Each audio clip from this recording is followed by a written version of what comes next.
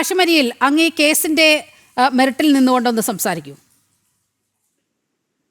കേസിന്റെ മെറിറ്റ് ഞാൻ ആദ്യം പറഞ്ഞല്ലോ, ഇത് കള്ള കേസ് ചമച്ചുണ്ടാക്കാൻ വേണ്ടിയുള്ള ശ്രമമാണ് നടത്തുന്നത്. ആ ശ്രമമാണ് നടത്തുന്നത് എന്ന് അറിയാൻ വേണ്ടിയിട്ട് ഇതിന്റെ മെറിറ്റ് വേറെ 2.25 കോടി രൂപ CMRL നിന്ന് വീണയ്ക്ക് ലഭിച്ചത് എങ്ങനെയാണ്?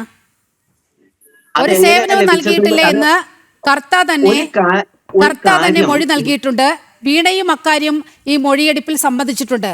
അപ്പോൾ വെറുതെ ഒരാൾക്ക് 2.25 കോടി രൂപ എങ്ങനെയാണ് അക്കൗണ്ടിലേക്ക് എത്തുന്നത്?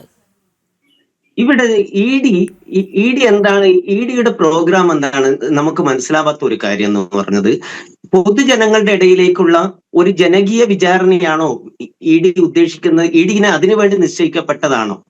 എങ്കിൽ ആ ജനങ്ങളുടെ മുന്നിൽ വന്ന് പറയേണ്ടത് ബാധ്യതയുള്ളൂ. ഇത് വാദിക്കേണ്ടതും ഇത് സംസാരിക്കേണ്ടതും ബോധ്യപ്പെടുത്തേണ്ടത് എവിടെയാണ്? അത് ബോധ്യപ്പെടുത്തേണ്ടത് കേസ് വരുമ്പോൾ കോടതിയിലാണ്. ആ സമയത്ത് ആവശ്യമുള്ളിടത്ത് പറയും.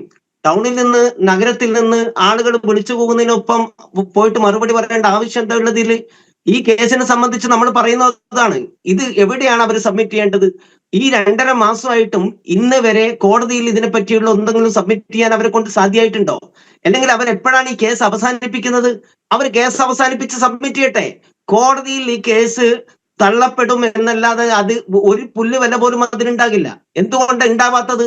ഇത് മെനഞ്ഞുണ്ടാക്കുന്ന കാര്യമാണ്. നേരത്തെ ഗോകുല് പറഞ്ഞു, ഞാൻ ഉള്ളിയുടെ കഥ പറഞ്ഞിട്ട് വീണ എന്താ ചെയ്തു എന്ന് വീണ ബോധിപ്പിക്കേണ്ടത്. കേസെടുക്കുന്നത് പിന്നെ ഇവിടുത്തെ സ്റ്റേറ്റ് ആണ്, അത് പിന്നെ രാജ്യമാണ്. ആ രാജ്യം എടുക്കുന്ന കേസ് അത് വിചാരണ ചെയ്യപ്പെടുന്ന വേദികളുണ്ട്. ആ വേദികളിൽ വിചാരണ ചെയ്യപ്പെടുമ്പോൾ അത് ബോധ്യപ്പെടുത്തിയാൽ മതി. നാട് നീളെ മൈക്ക് കെട്ടിയിട്ട് ഞാൻ ഇന്ന പണിയെടുത്തെന്ന് ബോധ്യപ്പെടുത്തേണ്ട ആവശ്യമില്ല. സിമ്പിൾ ചോദ്യം ചോദിക്കട്ടെ, ഈ വീണയ്ക്ക് എന്തിനാണ് മറ്റൊരാളുടെ സിം കാർഡ് ഉപയോഗിച്ച് ഈ വൈഫൈ ഒക്കെ ഉപയോഗിക്കേണ്ട സാഹചര്യം? അങ്ങനെ ആ നമ്പർ ഉപയോഗിച്ച് ഇന്റർനെറ്റ് കോളിന് വേണ്ടി ആ നമ്പരൊക്കെ ഉപയോഗിക്കേണ്ട സാഹചര്യം എന്താണ്? അതൊന്ന് വിശദീകരിക്കൂ. സത്യസന്ധമായി പ്രവർത്തിക്കുന്ന ഒരാളാണ് എങ്കിൽ അവരെന്തിനാണ് മറ്റൊരാളുടെ സിം കാർഡ് ഉപയോഗിക്കുന്നത്? ആര് പറഞ്ഞു മറ്റൊരാളുടെ സിം കാർഡ് ഉപയോഗിച്ചെന്ന് പത്രക്കുറിപ്പുണ്ടോ? അത് ഇഡി വളരെ കൃത്യമായി പറഞ്ഞിട്ടുണ്ട്. ഇഡി കണ്ടെത്തിയിട്ടുണ്ട്. നന്ദുലാൽ എന്ന് പറയുന്ന ഡിവൈഎഫ്ഐ നേതാവിന്റെ ഫോൺ നമ്പറാണ് ഉപയോഗിച്ചിട്ടുള്ളത്. നന്ദുലാൽ തന്നെ പറഞ്ഞിട്ടുണ്ട്, വീണയും റിയാസും ആവശ്യപ്പെട്ടതനുസരിച്ചാണ് സിം കാർഡ് താൻ എടുത്തു നൽകിയത്. തന്റെ പേരിൽ സിം കാർഡ് എടുത്തു നൽകിയത് വീണയും റിയാസും ആവശ്യപ്പെട്ടതാണെന്ന് പറയുന്നു.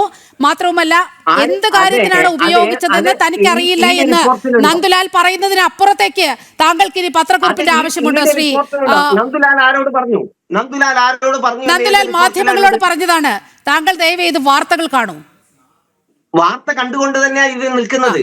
വാർത്ത കണ്ടുകൊണ്ട് തന്നെ മനോരമയുടെ വാർത്തയുടെ ഒരു കാര്യത്തിൽ ഇപ്പൊ കേസിന് പോവുകയാണ്. നിങ്ങൾ പല കേസിലും പെടുന്നുണ്ടല്ലോ.